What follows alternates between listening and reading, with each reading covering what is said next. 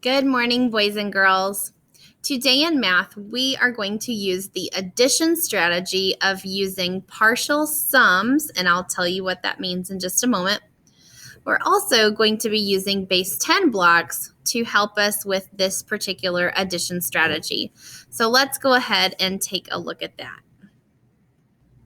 Here we are looking at the addition problem of 45 plus 26. If I were to make this problem using base 10 blocks, this is what it would look like. I have 4 tens, so I would make 4 longs.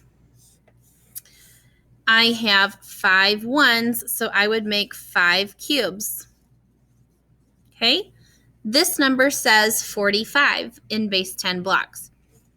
For this next number, 26, I have 2 longs, 2 in the tens place, and 6 is in the ones place, so that means I have 6 cubes.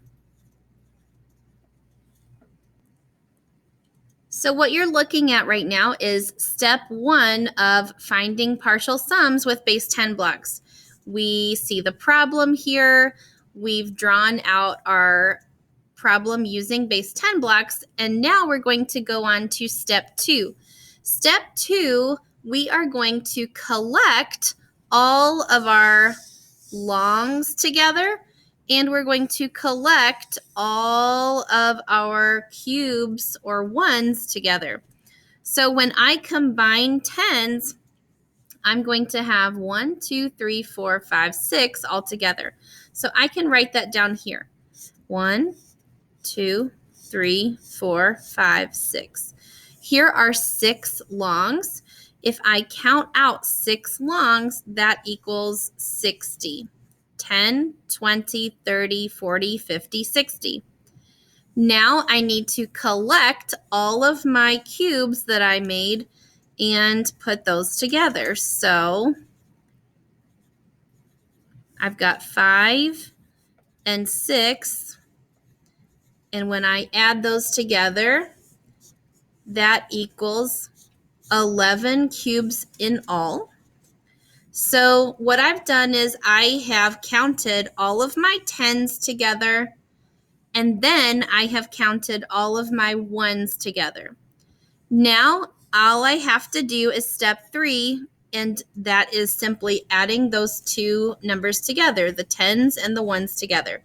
So 60 plus 11 would be 71. So this answer to this problem is 71. Let's go ahead and take a look at the next example. I see 34 plus 41. Step 1 for partial sums using base 10 blocks is to draw the base 10 blocks.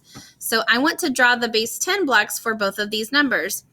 I see that there's a 3 in the tens place, so that means there are 3 longs. And I see a 4 in the ones place, and that means there are 4 cubes. The next number is 41. There's a 4 in the tens place, so I draw 4 longs. There's a 1 in the ones place, and that means 1 cube. Now, on to the next step. Remember what we do? We gather all of our longs together, and then we gather all of our cubes together, and we add that up.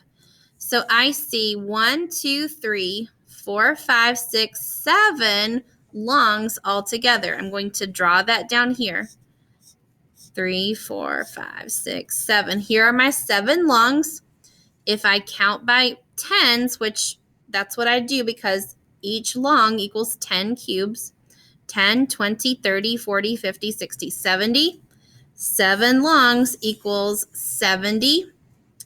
Then I want to gather my cubes together. 1, 2, 3, 4, 5. I'm going to draw that down here. And that number is 5. Now I can add my longs and my cubes together, and that will give me the answer of 75.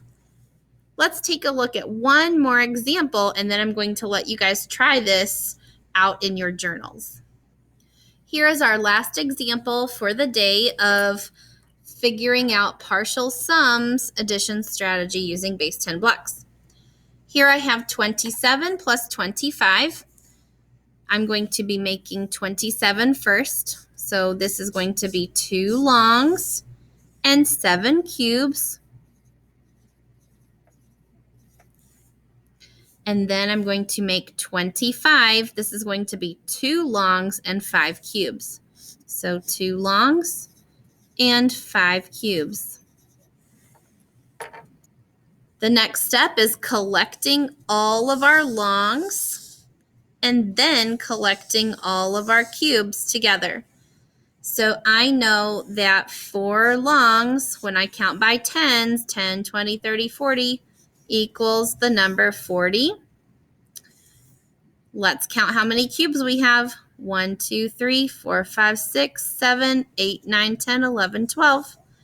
When I have 12,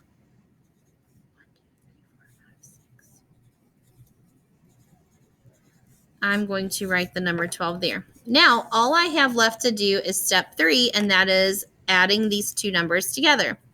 40 plus 12 equals 52. Now it's your turn to practice using this same exact skill. You're going to open up your math journal to page 155, and you are going to try this out. Thanks for listening today. I know you're going to do a great job. See you tomorrow.